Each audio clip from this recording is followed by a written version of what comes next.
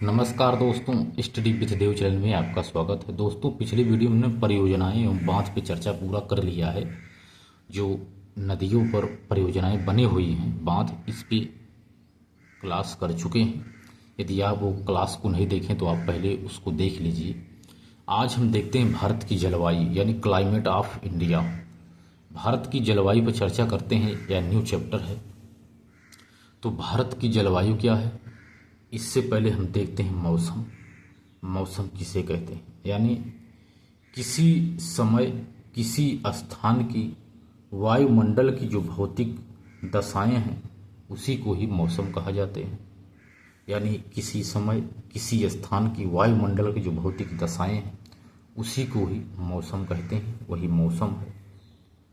जैसे वायुमंडलीय दशाएं, जैसे तापमान, वायुदाब, पवनें, आर्द्रता, बादल, वर्षण आदि, यह जो भौतिक दशाएं होती हैं इसी से मौसम का निर्धारण किया जाता है। ये अल्पकालिक एवं परिवर्तनशील हैं। जो मौसम है यह अल्पकालिक एवं परिवर्तनशील है। यदि जलवायु पर देखा जाए तो किसी क्षेत्र की दीर्घकालिक जो मौसम है औसतन लगभग 30 वर्ष तक, इसी को ही जलवायु कहा जाता है। यानी यदि जलवायु किसी क्षेत्र की चेंज होती है तो लगभग 30 वर्षों में, तो इसी को ही जलवायु का ये कहा जाता है। जो भारत की जलवायु है यह उष्णकटिबंधीय मानसूनी जलवायु है। भारत की जलवायु उष्णकटिबंधीय जलवायु है, उष्णकटिबंधीय मानसूनी जलवायु है। तो एक चित्र देख लेते हैं। तो ये है ग्लोब, ये है 0 डिग्री यानी विषुवत रेखा, और ये है कर्क रेखा, ये है मकर रेखा, ये है शीतोष्ण अंटार्कटिक, ये है आर्कटिक वृत्त। यानी अपना भारत कर्क रेखा भारत के बीचों बीच से गुजरी। यानी अपना ये उष्णकटिबंधीय क्षेत्र है और यह शीतोष्ण क्षेत्र है, ये भी शीतोष्ण क्षेत्र है यानी मानसूनी। तो अपना भारत आधा कर्क रेखा के नीचे है, आधा कर्क रेखा के ऊपर है। ये जो थोड़ा बहुत क्षेत्र है यह मानसूनी जो शीतोष्ण क्षेत्र के अंतर्गत पड़ता है। इसीलिए भारत को उष्णकटिबंधीय मानसूनी जलवायु पाई जाती है यहाँ, क्योंकि मानसून का जो आवागमन है सबसे ज़्यादा यही होता है। तो भारत को देखा जाए कर्क रेखा के उत्तर दक्षिण में है, इसीलिए इसे उष्णकटिबंधीय मानसूनी जलवायु यहाँ पाई जाती है। तो जलवायु को प्रभावित करने वाले कुछ कारक हैं, इस पे चर्चा करते हैं। ये हैं LANDFORMs। जैसे देखा जाए जो जलवायु को प्रभावित करने वाले कारक अक्षांश है, जो अक्षांश इस पे सीधा सीधा ग्लोब पर खींचे गए हैं, इससे भी जलवायु का प्रभाव पड़ता है, ये भी एक कारक है। ऊंचाई, समय, समुद्र से दूरी, पवनों की दिशा, वन, समुद्री जलधाराएं, वर्षा, पर्वत एवं मिट्टी यानी मृदा, इन सभी को जलवायु को प्रभावित करने वाला कारक कहा जाता है, क्योंकि अक्षांश से भी भारत की जलवायु प्रभावित होती है, ऊंचाई से भी, समुद्र से दूरी होने के कारण भी प्रभावित होती है, पवनों की दिशा के कारण, क्योंकि उत्तर दक्षिण दाहिने बाएं चलते हैं, वन बहुत हैं, समुद्र की जलधाराएं, वर्षा, पर्वत, मृदा आदि के द्वारा इसका निर्धारण, जलवायु के कारक हैं, इसका निर्धारण किया जाता है। तो अपना भारत कर्क रेखा के उत्तर दक्षिण दोनों में पाया जाता है, क्योंकि कर्क रेखा बीचों बीच भारत से होकर गुजरती है। तो यह उष्णकटिबंधीय क्षेत्र है और शीतोष्ण क्षेत्र है। तो अपना भारत उष्णकटिबंधीय और शीतोष्ण, ये भी शीतोष्ण क्षेत्र है, इसके दोनों में पाया जाता है अपना भारत, इसीलिए यहाँ उष्णकटिबंधीय मानसूनी जलवायु पाई जाती है। इसके बाद देखते हैं मानसून की उत्पत्ति कैसे हुई। तो मानसून की उत्पत्ति अगर चर्चा करते हैं तो एक सिद्धांत है जिसे तापी सिद्धांत कहते हैं, वह एडमंड हैली ने दिया था। एडमंड हैली ने तापी सिद्धांत के बारे में बताया है। तो यह मानसून की उत्पत्ति से ही संबंधित था। तो आइए देखते हैं मानसून की उत्पत्ति। तो मानसून देखते हैं मानसून क्या है। ये ऋतु के अनुसार दिशा बदलने वाली पवनें यानी आवर्ती पवनें जिसने कहते हैं। ये मानसून ऋतु के अनुसार दिशा बदलने वाले पवनें होती हैं मानसून। भारत में ग्रीष्मकाल में मानसूनी पवनें दक्षिण पश्चिम से उत्तर पूर्व चलती हैं, यानी दक्षिण पश्चिम से उत्तर पूर्व चलती हैं।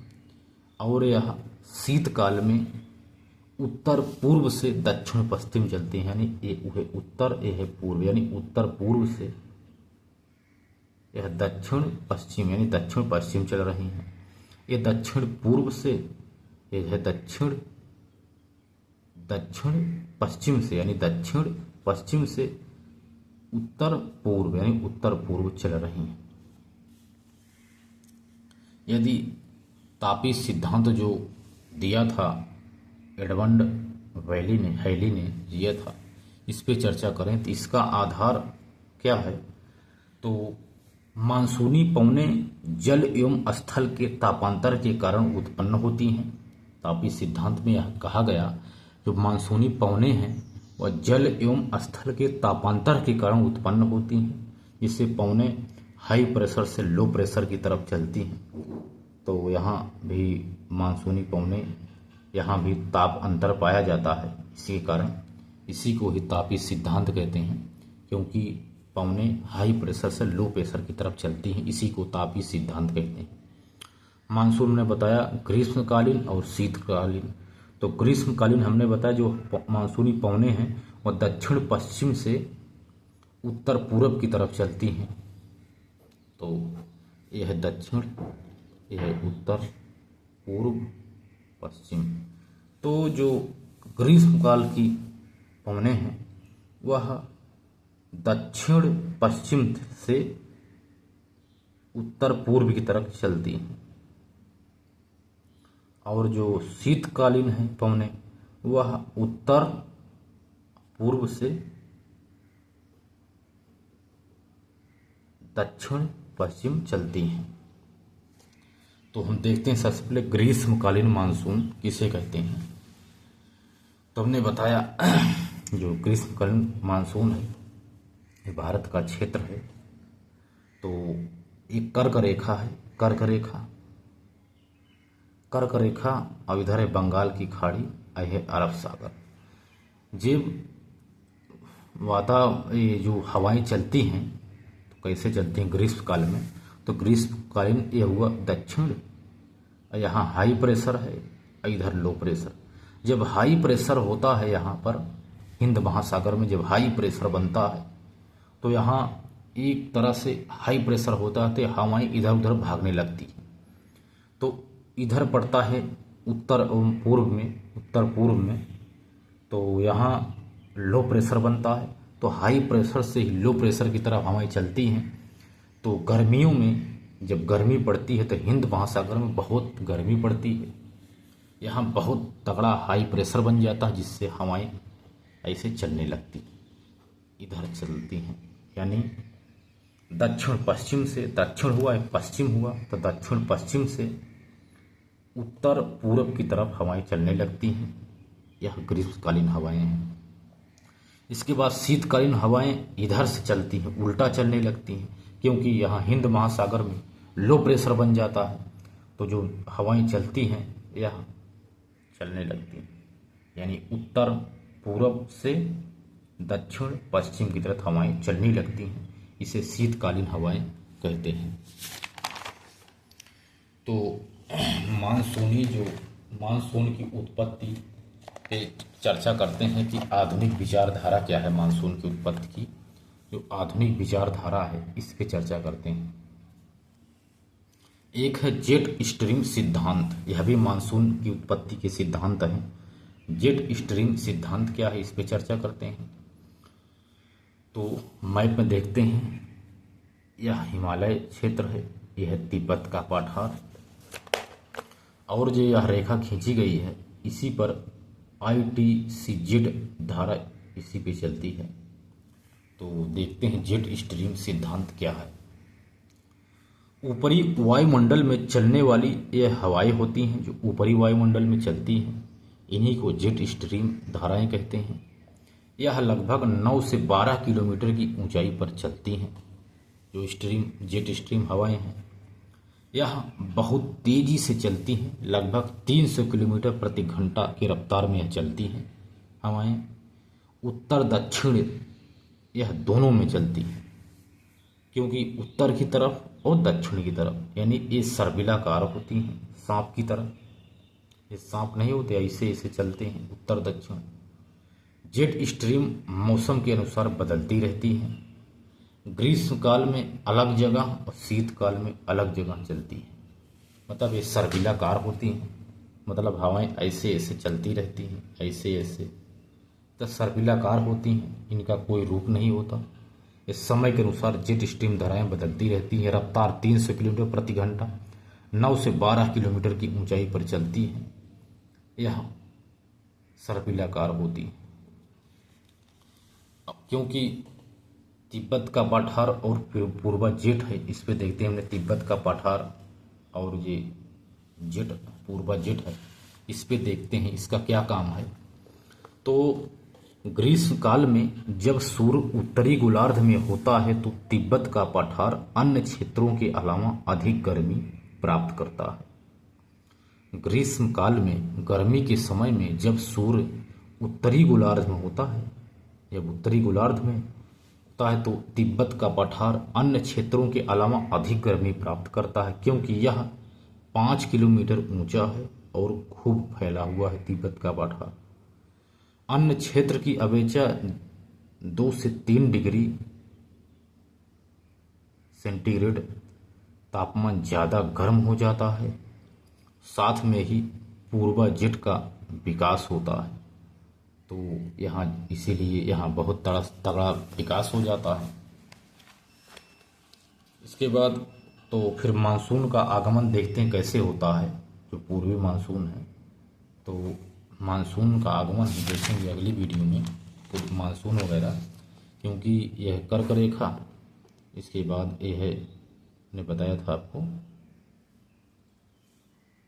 इधर है 10 डिग्री नॉर्थ और ये है 8 डिग्री नॉर्थ, ये है 0 डिग्री, मान लीजिए विषुवत रेखा है, तो विषुवत रेखा मान लीजिए अब 8 डिग्री उत्तरी है, तो हवाएं जो चलती हैं इसी दिशा में चलती हैं, ऐसे ऐसे हवाएं चलती रहती हैं। तो यानी दक्षिण पश्चिम से उत्तर पूर्व की तरफ चलती हैं, इसी को पूर्वी मानसून कहा जाता है। तो ये पूर्वी मानसून है। तो मानसून का आगमन और निवर्तन देखेंगे तो ये है पूर्वी मानसून और पश्चिमी मानसून। तो भारत में जो पूर्वी मानसून है और पश्चिमी मानसून है, इस पर चर्चा हम अगली वीडियो में करेंगे। तो हमने सिर्फ मोटा मोटा आपको बता दें कि ये मानसून क्षेत्र है तो हवाएं इससे चलती हैं, तो पूर्वी पश्चिमी जो हवाएं चलती हैं इसको बताएंगे, जिसे मानसून का प्रस्फोट भी कहते हैं। यानी पश्चिमी घाट से टकराकर जो भारी वर्षा करती हैं, इसी को मानसून का प्रस्फोट कहते हैं। तो मानसून बहुत बेहतरीन है। तो मोटा मोटा एक बार आपको देख लेते हैं। मान लीजिए कर्क रेखा है, भारत बीचों बीच से गई है, इधर शीतोष्ण क्षेत्र पड़ता है, इधर भी शीतोष्ण क्षेत्र पड़ता है। मतलब कर्क मकर के बाद विषुवत रेखा, ये कर्क मान लीजिए मकर, तो विषुवत कर्क और मकर के बीच में उष्णकटिबंधीय क्षेत्र पाया जाता है और कर्क के ऊपर में शीतोष्ण पाया जाता है। यानी भारत की जलवायु जो है मानसून, तो उष्णकटिबंधीय मानसूनी जलवायु है। भारत की जलवायु उष्णकटिबंधीय मानसूनी जलवायु है। हवाएं गर्मी के सीजन में जो हवाएं हैं, दशाएं दक्षिण पश्चिम से उत्तर पूर्व होती हैं और शीतकालीन में इनकी दशाएं उत्तर पूर्व से दक्षिण पश्चिम की तरह होती है ऐसे। तो दोस्तों मिलते हैं और बेहतरीन अगली क्लास में, तब तक के लिए धन्यवाद।